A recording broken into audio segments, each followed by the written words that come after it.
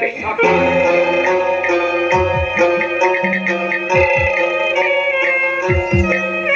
শর্ত? তা কি শর্ত বলো?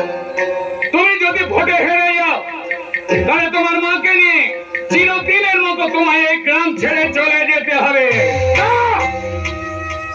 তা কিছুতেই হতে পারে না। ভোটে হারলে কেউ কখনো নিজের জমি জায়গা ঘর বাড়ি ছেড়ে চলে যায় না। আপনি তুমি চুপ করো সালেম চাচা। ভক্তবাবুর প্রস্তাবে আমি রাজি আছি।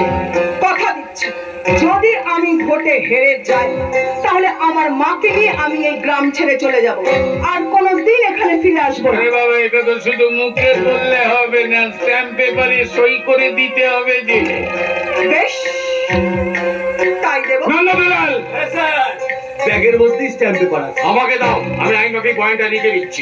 সই করার আগে ভালো করে ভেবে দেখো যে হেরে যাওয়ার পর কিন্তু কথা ফিরিয়ে নিতে পারবে না। আমি এক কথার মানুষ, যা বলি তাই করি। এই নাও, ভালো করে পড়ে দেখে যদি সাহস পাও তাহলে সইটা করে দাও।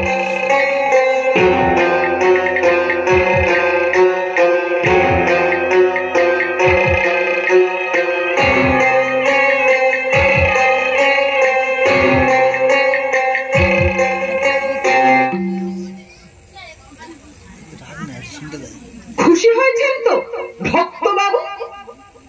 এবার একটা কথা বলুন তো, যদি আপনি ভোটে হেরে যান তাহলে কি হবে?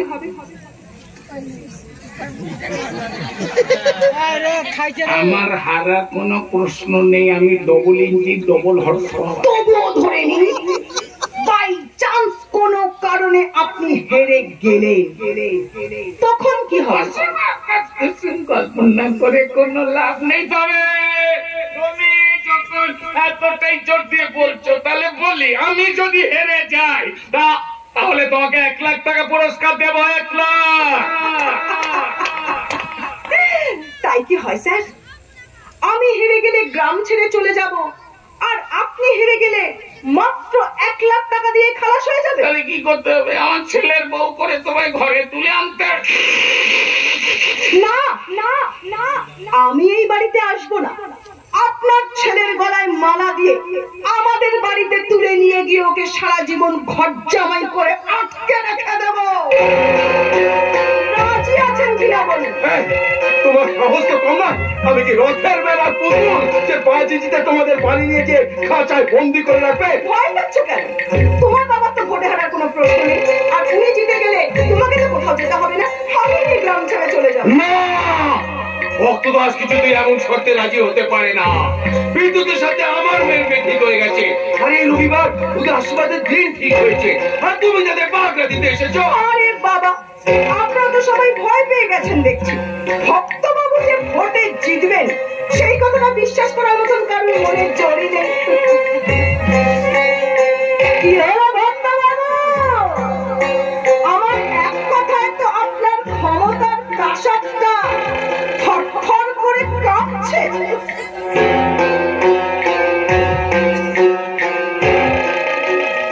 আমাকে তুমি গলাতে পারবে না। তোমার প্রস্তাবে আমি রাজি আছি। কি বলছো বাবা? কোথাকার কোন একটা মেয়ে আমাকে ঘর জামাই বানাতে চায়, তুমি না না না, এটা আমি কিছুতেই হতে দেব না ভক্তদাস। আমার মেয়ের জীবন নিয়ে তুমি ছিনিমিনি খেলতে পারো। ছিনিমিনির বাচ্চা, সারা পুকুর পাড়ে তাল পড়লা, তোরা তালের পড়ার গন্ধ পেয়ে গেলি। এই মেয়েটা আমাকে 7 জনে হারাতে পারবে না, কিন্তু ওদের মা মেয়েকে গ্রাম ছাড়া করার এত বড় সুযোগ আমি হাত ছাড়া করতে পারবো না। তুমি তাই করো, আমি তোমার পাশে দাঁড়িয়ে আমার মেয়ের জীবন নিয়ে বাজি খেলতে পারবো না, কিছুতেই না। কিন্তু আমি তোর বাবা রে, আমি তোর বাবার জীবনে কোনো যুদ্ধে কখনো হারিনি। তুই কি চাস এই সামান্য মেয়েটার ভয়ে ভোটে লড়াই ছেড়ে সরে দাঁড়া? কিছু চাই না, তুমি ভোটে জিততে, আর তখন আমি ঢাক ঢোল দর্শন ঘন্টা বাজিয়ে এই মেয়েটাকে গ্রামের বাইরে পার করে দেওয়ার। আর যদি আমি জিতে যাই তখন ওই বাজনদাররাই বিয়ের বাজনা বাজিয়ে তোমাকে আমার বাড়িতে পৌঁছে দিয়ে আসবে। তখন কি হবে ভেবে রেখেছো তো?